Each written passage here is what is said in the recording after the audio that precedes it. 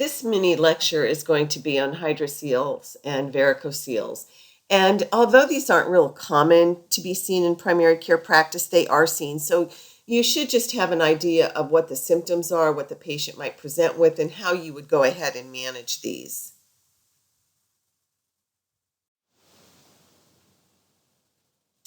A hydrocele is a collection of peritoneal fluid which is trapped in the patent processus vaginalis. And the patent processus vaginalis is the it's the lining of the abdominal cavity is what they call that. So it is beginning to undergo obliteration. And so there's two types of hydroceles. You have a communicating hydrocele as well as a non-communicating hydrocele.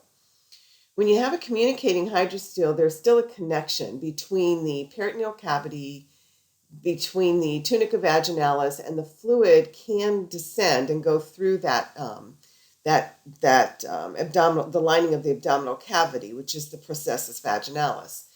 When you have a non-communicating hydrocele, the residual peritoneal fluid remains there after closure. So once that lining of the abdominal cavity closes, the fluid stays in that area. The patients usually with a hydrocele will present with a full, depending on if it's non-communicating or communicating, they will present with a non-communicating. It'll be a scrotal sac that'll feel full. It'll be fluctuant and tense. And if you use the light to transilluminate, you should see that it's clear.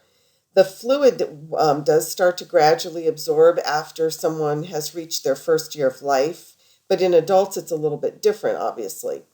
There is no danger of a hernia with a non-communicating hydrocele because the processus vaginalis is closed off, but in retrospect with the communicating, there is a potential for herniation of the intestine, and that is because these don't usually resolve.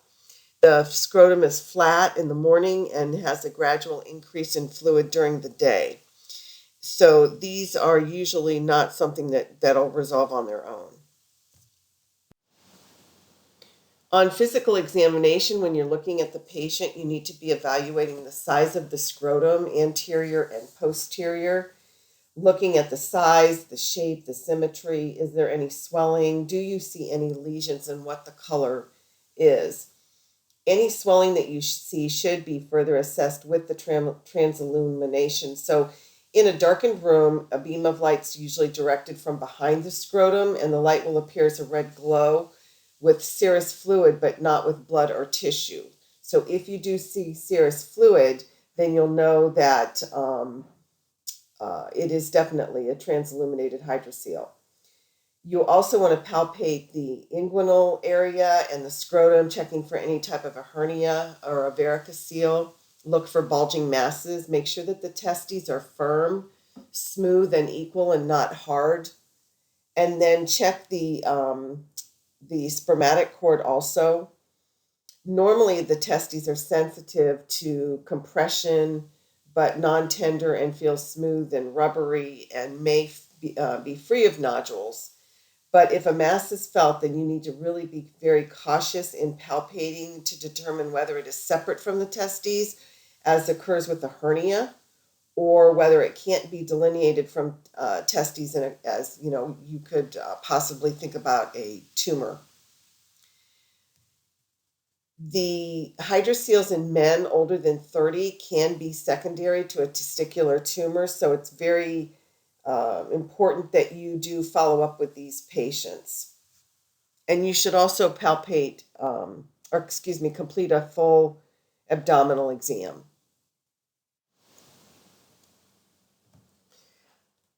Usually, the determination for any further testing is you're going to be your physical examination and the clinical presentation of the patient. Diagnostic tests are often not ordered if you feel confident that the hydrocele does exist without any type of pathological problems. Occasionally, you may want to do an abdominal rentgenogram, which can determine the presence of air below the inguinal ligament, which could indicate a hernia. But ultrasound with color Doppler is usually something that you can do, and it would be a little bit more reasonable as far as cost goes. This is usually the test of choice when you are evaluating for scrotal masses. When you're thinking about the differentials for your patient, you may want to think about a spermatocele, which is a cyst that contains sperm that presents as a circumscribed mass, and you can separate it from the testes, but it does not transilluminate. It also persists when the patient is supine. Your other differential diagnosis would be a testicular tumor, which is the most important disorder to rule out. So most of these tumors are in males between the age of 15 to 30, and they're common after 15 years of age. So a tumor with somebody like this would be firm, painless mass, and they also have a heaviness in the testes. So you would need to ultrasound them if you suspect it at all. Epididymitis, orchitis. Orchitis is difficult to distinguish from a testicular torsion because it does present with an onset of pain, and it's red and warm and tender. So those two kind of go hand in hand with not being able to distinguish. A hernia, varicocele, undescended testicle would be another thing. So there's quite a few differentials that you can have when you're looking at these patients. So how are we going to manage them? Well, there's a couple different things. If they are asymptomatic, then you can just do watchful waiting. And what that means is that you just observe the patient, you bring them back frequently and check them and make sure that nothing is progressing. That is usually something that most urologists do tell you to do, is just the watchful waiting. The symptomatic patient will probably need to have surgical aspiration or resection or even sclerotherapy. So they're going to need to be referred to a urologist. And I would go ahead and recommend that you do that just to verify that there isn't anything else going on. For follow-up, if these patients have a non-communicating hydrocele, then you need to closely monitor the size of the scrotum when they come in, or at least every 6 months, and refer to urology with a communicating hydrocele in a hernia. Next, we look at a varicocele. And the varicocele is a dilated plexus of scrotal veins, which is situated above the testes in the scrotum. Varicocele's on the left side in adolescence, and obviously this isn't a pediatric course, but in adolescence, they usually don't know what the etiology is. But if it's new left-sided or right-sided varicoceles in older men, then it could be significant for some type of a tumor. So it's very concerning that, it's very concerning, and you want to make sure that you're following through if you suspect anything like that. If the varicocele is on the right side, it may represent an acute venous obstruction from a tumor or even an intra-abdominal type of pathology. So these are usually exclusively on the left side. Very rarely is it unilaterally on the right. And 15% of all males do have a varicocele, and they are the most common cause of infertility in males. On clinical presentation, there's usually no visible outward signs other than a blue color, and when you see that blue color, you can see it kind of through light-colored scrotal skin. It's hard to really see this on an African American or someone else who is dark skinned, but in a Caucasian or a very light-skinned person, you can see the bluish color coming through. The testes resembles a bag of worms, and that's kind of the classic for a varicocele. It feels like a bag of worms. It does have that bluish discoloration. It is more prominent when the patient is standing up, and it tends to collapse when the patient is sitting down or if they're supine.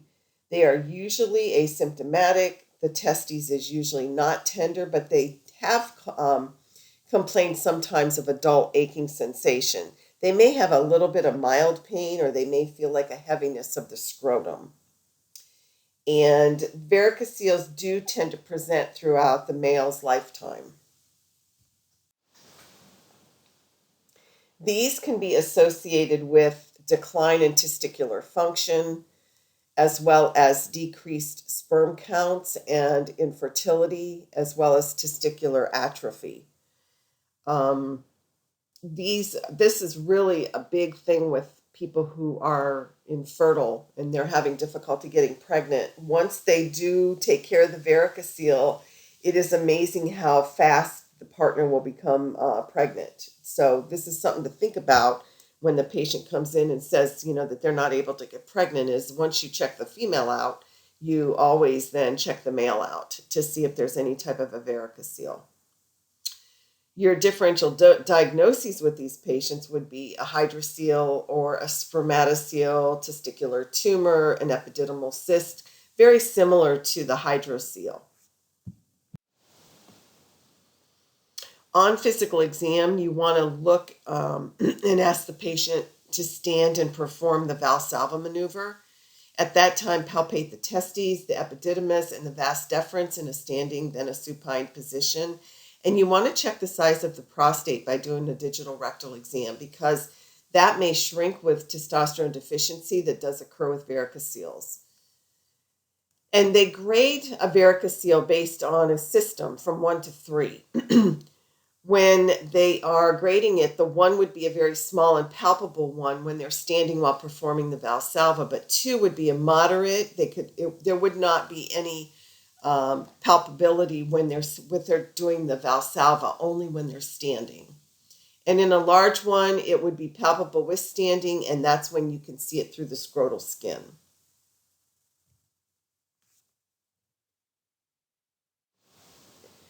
So diagnostically, there's some things that you want to look at. You want to get a semen analysis, and it is recommended that you do get a minimum of 2 of these. So this should be, if there's an infertile young man with varicoceles and an abnormal semen analysis, they should be offered the option of getting a varicocele repair. And young men with normal semen analysis should be followed with them every 1 to 2 years. You could also do a venography, which would detect if there's any type of a venous obstruction or specifically renal cell cancer, which is associated also with a varicocele. They've also done thermographies to look for varicoceles, but they're not really beneficial and they are costly to do. An ultrasound with a Doppler is the other option that you would have, and it's the one that usually is the best.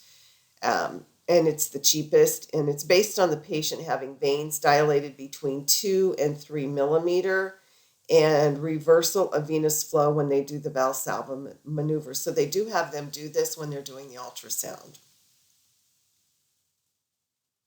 And then you may need to refer them to a specialist because they may need to have other testing done that you can't do in the office. They may need to have a testicular biopsy. They may need to have a fine needle aspiration with flow cytometry. So there's things that maybe they would do differently that you will not be able to send the patient for unless it's done in a urology office.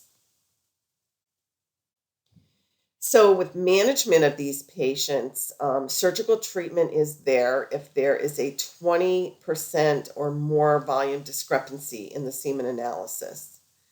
And that's important. That's one of the reasons why you get 2 semen, a minimum of 2 semen analyses, because you want to know what that volume discrepancy is, because the patient may need to have a varicocelectomy.